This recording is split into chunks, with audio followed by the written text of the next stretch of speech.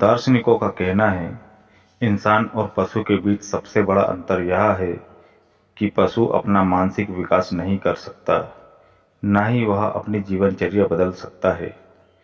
लेकिन इंसान में बहुत सी संभावनाएं हैं। वह दो रास्ते के बीच खड़ा है। एक रास्ता जाता है पतन की ओर, जिस पर चलकर वह पशु श्रेणी या उससे भी बदतर हालात पैदा कर सकता है और अपने जीवन को नर्क बना सकता है। और दूसरा रास्ता जाता है उत्थान की ओर, जिस पर चलकर इंसान अपने शारीरिक, मानसिक और आध्यात्मिक स्तर को बहुत ऊंचाई पर ले जाकर एक सफल और आनंदित जीवन जी सकता है। तो आज की सच्ची कहानी इंसान के पतन की ओर जाने वाले रास्ते की कहानी है, जो आपके अंतर हृदय को झकझोर कर रख देगी। कहते हैं कि माँ ईश्वर का दूसरा रूप होती है। माँ के कदमों में स्वर्ग होता है। बच्चे भी पिता से ज़्यादा अपनी माँ से लगाव रखते हैं। लेकिन जब एक माँ ही अपने बच्चे की जान ले ले, तो इससे बड़ा असंभव सा लगने वाला हादसा भला क्या होगा। इंसान के पतन की ओर जाने वाले रास्ते पर भटकने वाली एक माँ की यह कहानी है। उज्जैन मध्य प्रदेश के खाचरोद में रहने वाली स्वाति भटेवरा पर अपनी ही 3 महीने की बच्ची वीरती को पानी की टंकी में डुबोकर मारने का आरोप लगा है। पुलिस के अनुसार खाचरोद पुलिस थाने के सामने रहने वाले भटेवरा परिवार की 3 महीने की बच्ची वीरती 10 अक्टूबर 2021 को गायब हो गई। घटना वाले दिन दोपहर करीब 1 बजे बच्ची के दादा सुभाष भटेवरा घर से दुकान के लिए निकले, तब वीरती घर में ही थी। इसके 20 मिनट के बाद उनके बेटे ने फ़ोन लगाकर वीरती के गुम हो जाने की सूचना दी। यह सुनकर सुभाष भटेवरा को अपने कानों पर यकीन नहीं हुआ, क्योंकि अभी मात्र 20 मिनट पहले ही तो वह घर से वीरती को देखकर निकले थे। गुम हो जाने के 15 मिनट पहले वीरती की दादी अनीता ने भी वीरती को देखा था।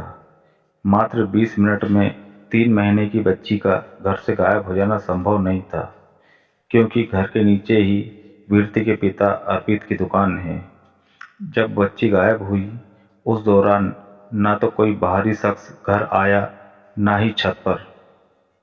घर में स्वाति और उसकी सास अनीता के अलावा और कोई नहीं था। आखिर किसी की कुछ समझ में नहीं आ रहा था कि महज 3 महीने की बच्ची कहाँ जा सकती है। फिर घटना के 2 दिन बाद 12 अक्टूबर को उन्हीं के मकान की तीसरी मंजिल पर पानी की टंकी में बच्ची का शव मिलता है। घर में और आसपास सनसनी मच जाती है कि 3 महीने की बच्ची छत पर रखी पानी की टंकी में कैसे पहुंची। पुलिस की पूछताछ में परिवार वालों ने हत्या का शक बच्ची की मां स्वाति पर जताया। स्वाति से जब पूछा गया तो उसने इस आरोप को खारिज कर दिया, लेकिन जब उसके मोबाइल की जांच की गई तो उस पर हत्या के शक को आधार मिलना शुरू हो गया। जब उसके मोबाइल पर यूट्यूब पर किसी को पानी में डुबोकर कैसे मारना है यह सर्च किया गया था। उसने यहाँ तक देखा था कि बच्ची का मुंह किस तरफ रखने से उसकी मौत जल्दी होगी। घटना वाले दिन 10 अक्टूबर को भी उसने पानी में डुबोकर कैसे मार सकते हैं सर्च किया था।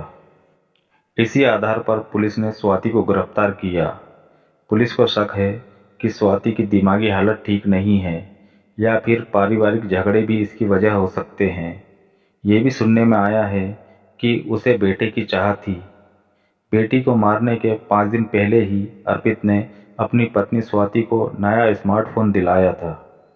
स्वाति ने सबसे पहले गूगल पर अकाउंट बनाया और उसके बाद से घटना के दिन तक वह यही सर्च करती रही कि बच्ची को कैसे मारे, बच्चों को आसानी से कैसे मारा जा सकता है, ऐसा क्या करे कि मारने वाला पकड़ा ना जाए, सबसे आसान मौत क्या हो सकती है, बच्चों को कैसे मारे कि उनके शरीर पर चोट के निशान ना बने, कैसे मारे कि पोस्टमार्टम में किसी पर शक ना हो।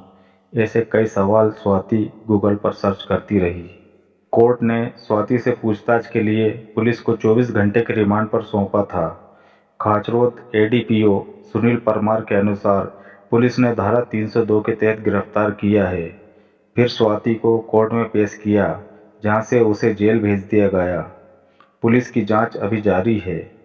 एएसपी आकाश भूरिया ने बताया कि हमने स्वाति से केस के संबंध में पूछताछ पूरी कर ली है और हमारे पास उसके खिलाफ पर्याप्त सबूत हैं। अभी जांच प्रक्रिया चल रही है। पुलिस सूत्रों के अनुसार स्वाति बहुत शातिर दिमाग है और बार बार अपना बयान बदल रही है। खाचरोद में टूर एंड ट्रेवल्स के कारोबारी भटेवरा परिवार के करीबियों का कहना है कि बच्ची जन्म से ही पूरे परिवार की चहेती थी, लेकिन स्वाति उसे पसंद नहीं करती थी। वह लगातार उसकी उपेक्षा करती थी। बच्ची की पूरी देखभाल परिवार के दूसरे सदस्य ही किया करते थे। दरअसल स्वाति बेटा चाहती थी, लेकिन बेटी होने के कारण वह परेशान रहने लगी थी। मामला अभी पूरी तरह साफ नहीं हुआ है, लेकिन 3 महीने की मासूम के साथ जो हुआ है वह बहुत ही बुरा और अमानवीय है। तो दोस्तों, ये थी आज की सच्ची कहानी। अंत में दोस्तों, हमारा मकसद आपका मनोरंजन करना नहीं, आपको जुर्म के प्रति जागरूक करने का है। अगर आपको हमारा ये प्रयास पसंद है तो हमें लाइक और सब्सक्राइब करें और कमेंट में अपनी अमूल्य राय दें।